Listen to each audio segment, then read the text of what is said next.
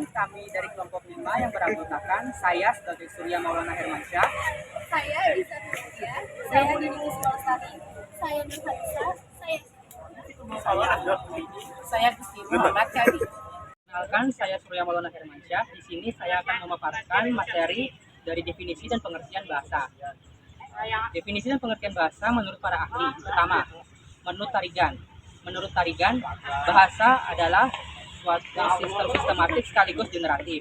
Yang kedua, bahasa adalah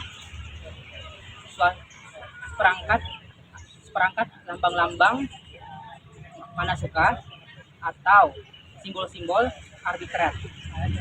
Bahasa menurut Mackey, bahasa adalah suatu bentuk atau suatu sistem lambang bunyi arbitrer. Bahasa menurut Keras, bahasa memiliki dua pengertian. Yang pertama, bahasa adalah suatu sistem komunikasi antar anggota masyarakat berupa simbol bunyi yang bersifat arbitrer.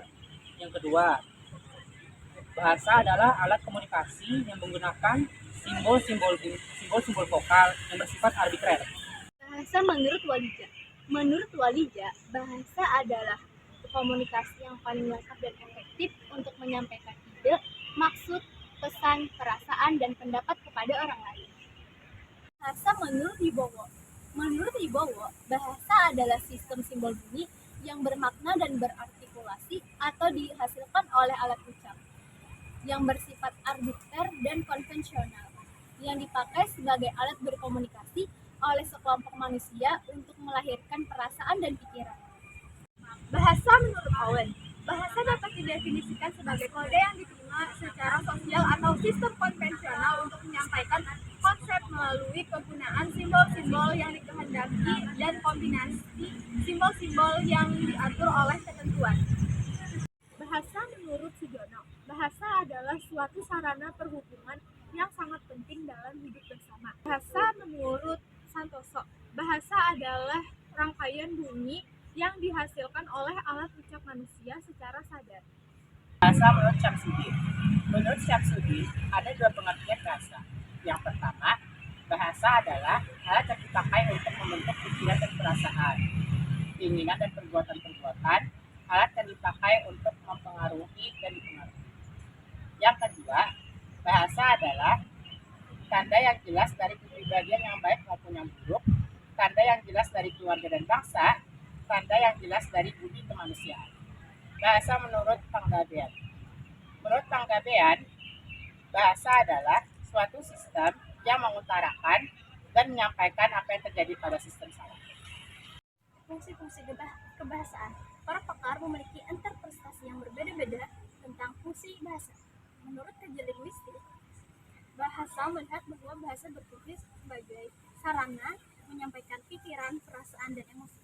Sedangkan aliran sosial-linguistik berpendapat bahwa bahasa adalah perubahan manusia. Dan Amsal Bakhtiar menuliskan dalam bukunya Filsafat Ilmu, fungsi bahasa adalah satu, fungsi instrumental, penggunaan bahasa untuk mencapai suatu hal yang bersifat materi seperti makan, minum, dan sebagainya. 2. Fungsi regulatoris, penggunaan bahasa untuk memerintah dan perbaikan tingkah laku. 3. Fungsi interaksional, penggunaan bahasa untuk saling mencurahkan perasaan, pemikiran antara seseorang dan orang lain. Keempat, fungsi personal, seseorang menggunakan bahasa untuk mencurahkan perasaan dan pikiran. Yang kelima, fungsi heuristik, penggunaan bahasa untuk mencapai mengungkap fenomena dan keinginan untuk mempelajarinya. 6.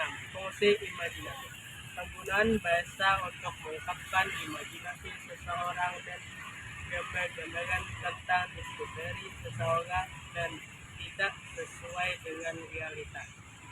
Ciri-ciri bahasa. Yang pertama, bahasa merupakan sebuah sistem yang tersusun, teratur, dan juga berpola.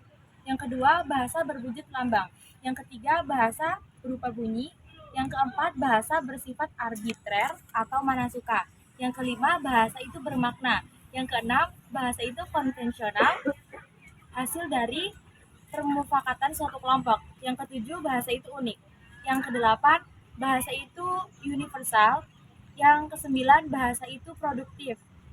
Dengan arti bahasa itu dapat memproduksi bahasa-bahasa baru terus-menerus. Yang kesepuluh, bahasa itu bervariasi.